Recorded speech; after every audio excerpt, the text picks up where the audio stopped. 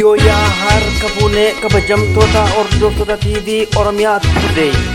Qophiilee jala bultii ayyaana Irreechaa hora Finfinnee irraa hanga Bishooftuutti oduulee jajjaboo qabannee isiniif dhufnee jirra. Fuula Facebook keenya linkii gochuun, fuula YouTube keenya subscribe gochuun oduulee ho'aa dhaggeeffadha. Duraan dursa hangafoota oduu.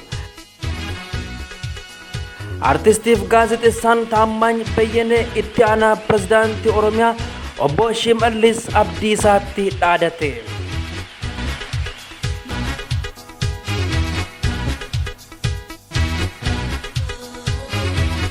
Hirmaattonni ayyaana Irreechaa miiliyoonatti lakkaa'aman ajjeechaa lixa Oromiyaaf kibbaa Oromiyaatti gaggeeffamaa jiru akka dhaabbatu sagalee isaanii dhageessisanii jiru.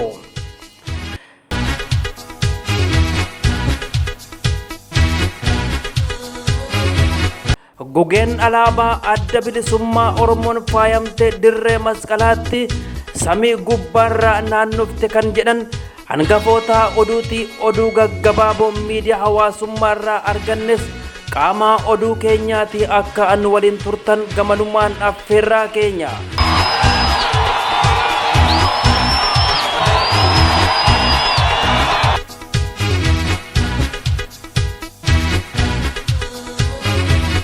Kun TV Oromiyaa Today dha. Amma oduu bal'inaan.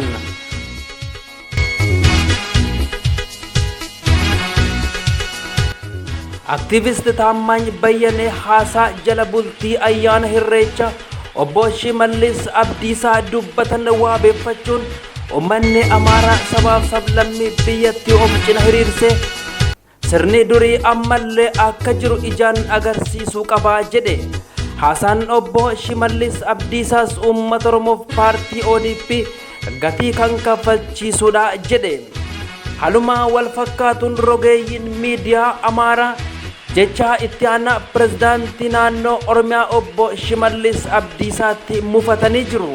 Faallaa isaa uummanni Oromoo hedduun gammachuu isaanii ibsatan. Kinoo as geenye.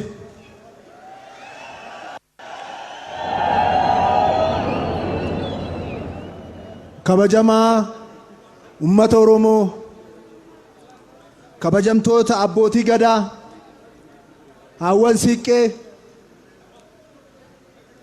qeerroo fi qarree gaachana saba keenyaa, baga injifanne, baga as geenye.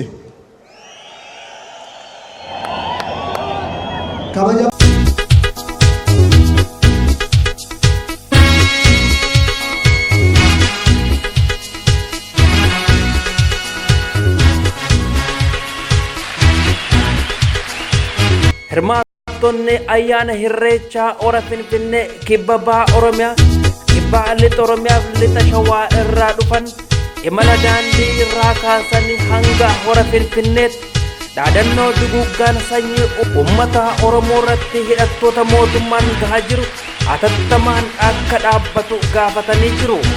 Sagalee isaanii ol kaasuun waboon wabii uummata Oromooti. Jaalmarro waboo adamsuun dhaabbate nagaan akka bu'us gaafatanii jiru.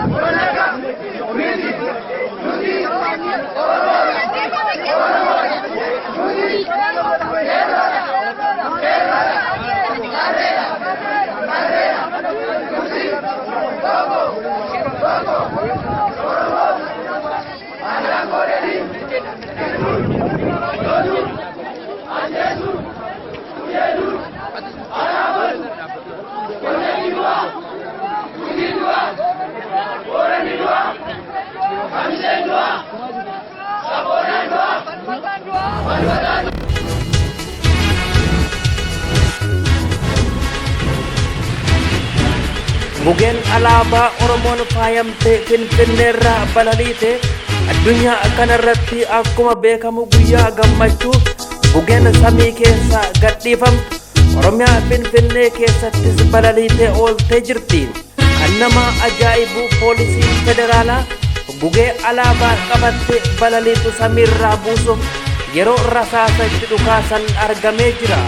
Haa ta'u malee gugeen kun alaabaa Oromoo qabattee nagaan balaliisee itti fufte.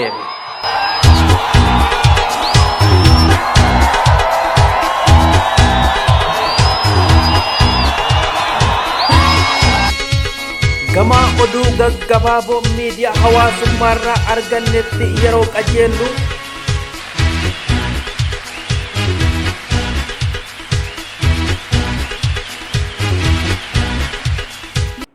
Atileet Fayyisaa Deessisaa fiigicha maaraatoonii ardii Eeshiyaa Qatar Dohaatti geggeessamaa jiru sadarkaa tokkoffaan xumure alaabaa Oromoo ol kaasee deeggartoota waliin dhiichisaa turee jira.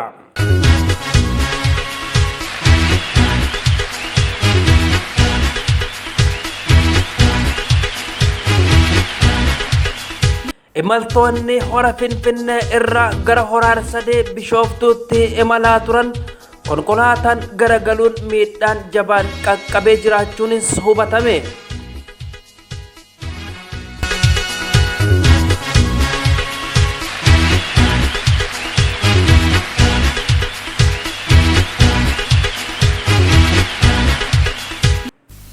Oduun isaa kanaaf qabannee jaalne asirratti goolamnee jirra. Nagaan turaa horaa bulaa deebanaa ittiin jenna. Kun TV Oromiyaa Today.